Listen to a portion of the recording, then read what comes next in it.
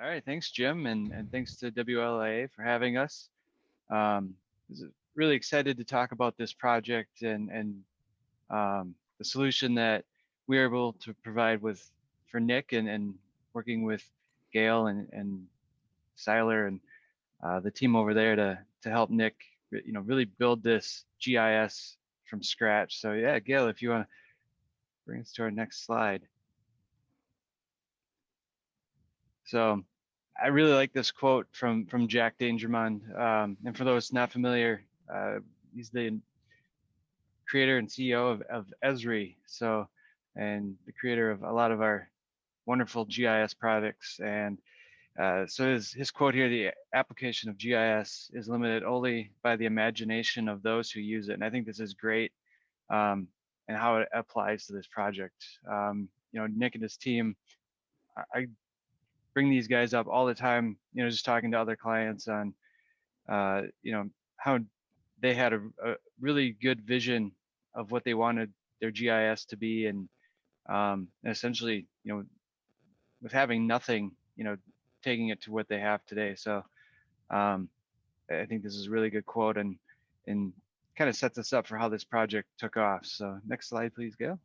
So just kind of the background of this story. So this is kind of what we're going to talk about here for the next half hour. So the Village Voiding, back in 2018, was looking to implement a GIS to inventory their utility assets and conduct utility inspections. So the first phase of that is, developing that strategy, and then the second phase is the data collection portion of that, and Gail's going to touch on that a lot more later in the presentation. And then we'll talk about using the benefits of GNSS along with the GIS system. So next slide, please, Gail.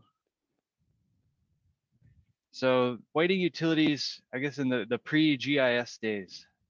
So the village had kept, their utility information.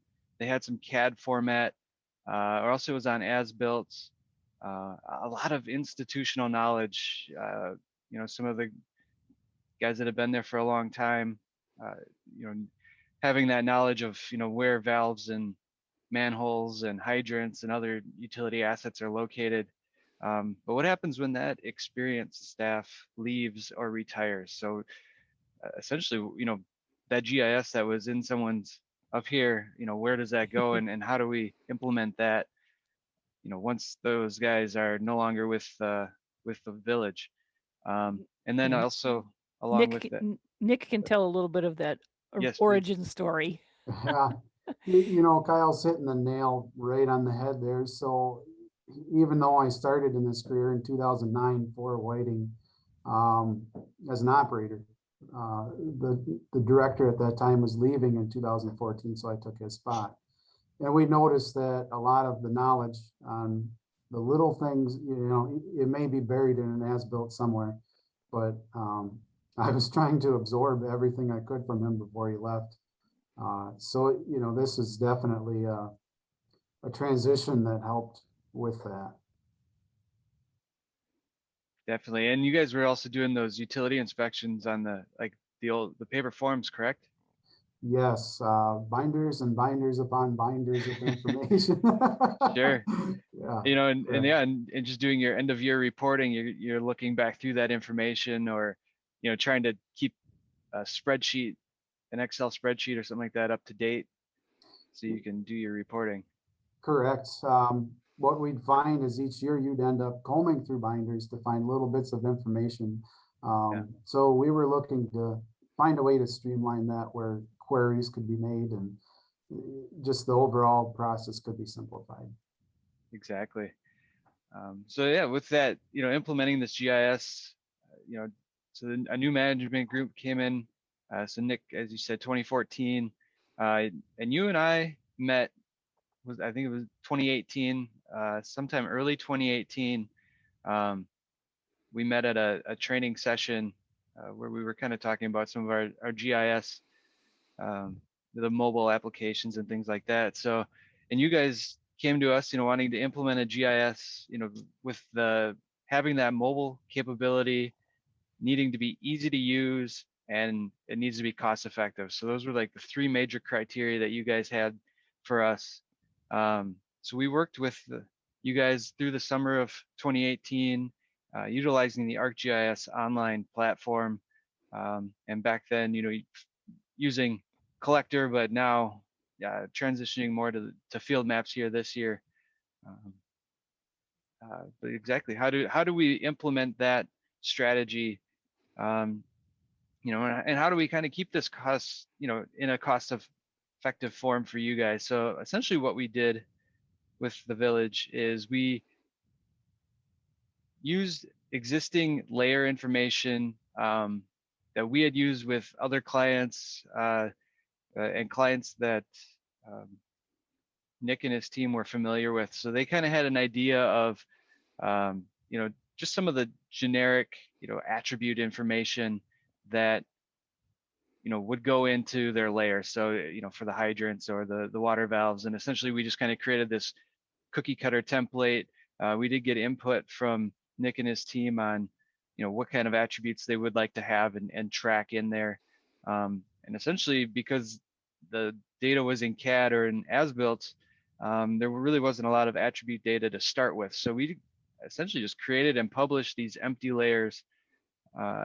Especially, I think some of the sanitary stuff we did have that we were able to bring over, but for the most part, everything else there was not even any geometry data. So we provided that attribute structure, and the same was for those related records for the inspection forms. So essentially, we created this, published it to ArcGIS Online, and the whiting staff would fill in the attributes as they inventoried or had time to confirm and fill in those attributes. And this is really where that Jack Dangerman quote came in, because these guys, going from essentially nothing, they had a really good vision of where they wanted to take the GIS, but then also to, almost take it into their own hands and not, have to rely on an outside source to,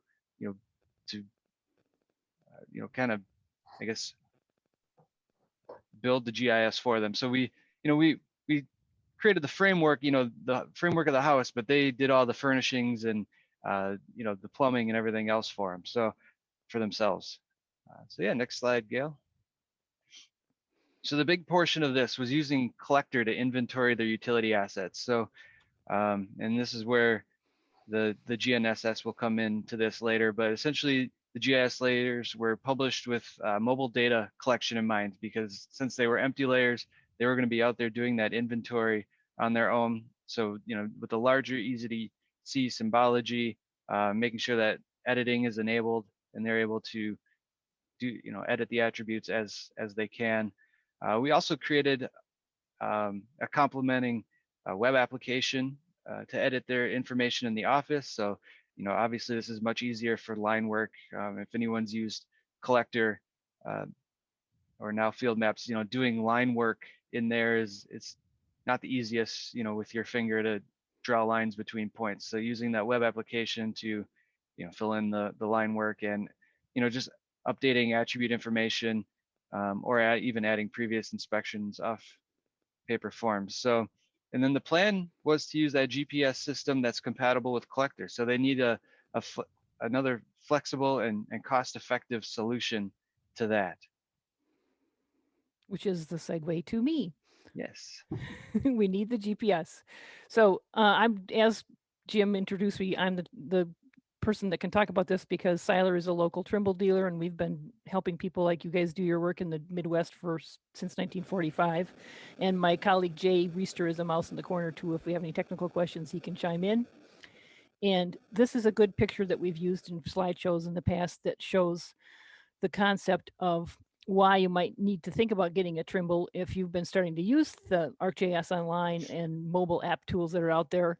And the question is, do you want the red stuff or the blue stuff? Consumer devices are not going to get you high accuracy. And so when someone like Nick works with Kyle and their group to be getting a GIS and they know they want to have high accuracy when they get at the end of the results, are going to come and talk to someone like me.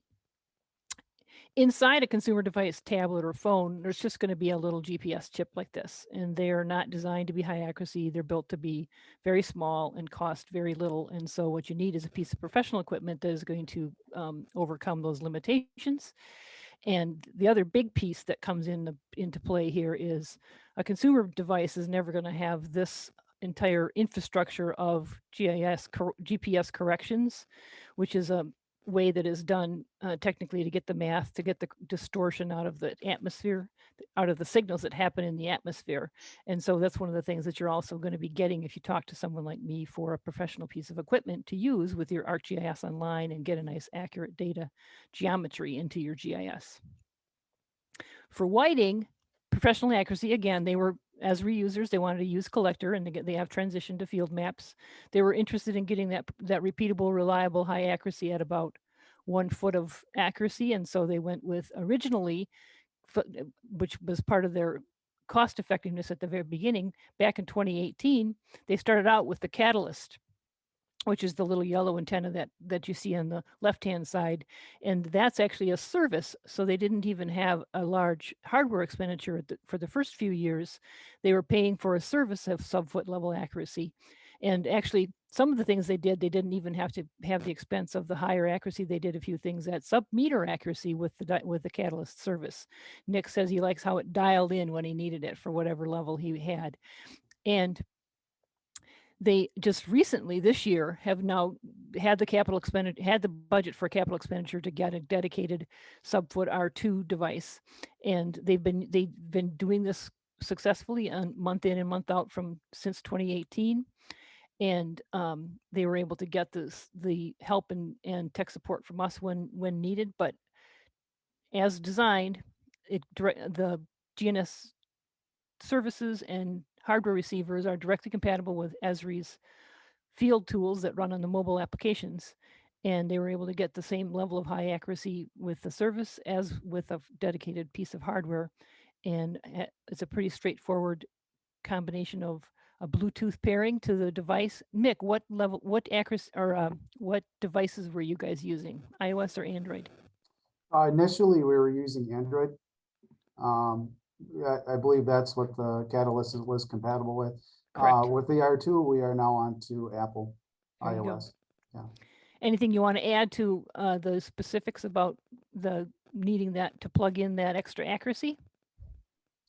You know, I guess the Catalyst was our initial go-to just because we didn't have any capital budget, and we had a large road project coming to, 1.2 miles of water and sewer that were going to be replaced, and it was just a way to get our foot in the door and get started and get done what we had to get done. Great tool, like Gail said, you can dial in if you need high accuracy, up your subscription. You can modify it how you need it and how it suits you.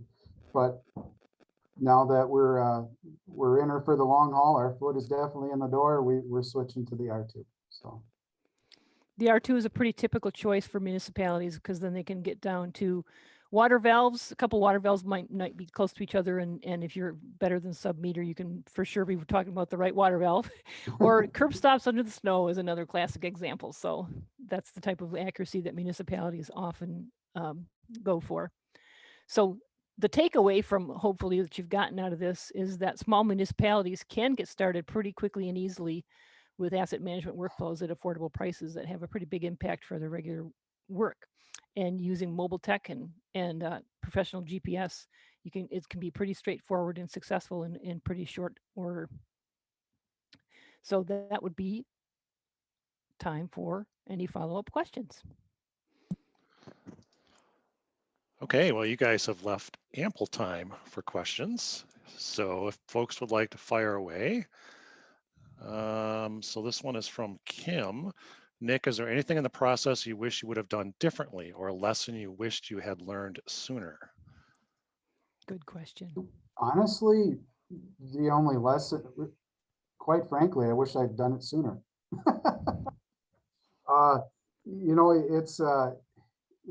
It's completely up to your comfort level and how you go through this process. That's the most important part. Kyle and Gail and their team, they're there for you. So not really, there's nothing I would have done differently. Great.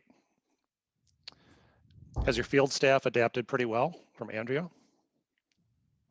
Oh, yes. Yeah, I have a pretty young field staff here, so they take the changes quickly. I could make a joke there, but I'm just going to leave it. So what are some of the things that they're adapting to? I mean, can you expand upon that a little bit? I mean, in what ways do you feel they're adapting pretty quickly, other than the fact they're, you know, younger folks that maybe you're just naturally technically inclined? Any particular areas in which they've adapted that you're are noteworthy? You know, I think the biggest thing is every layer that we have, we're trying to make it our own, make it as robust and to suit our needs as much as possible.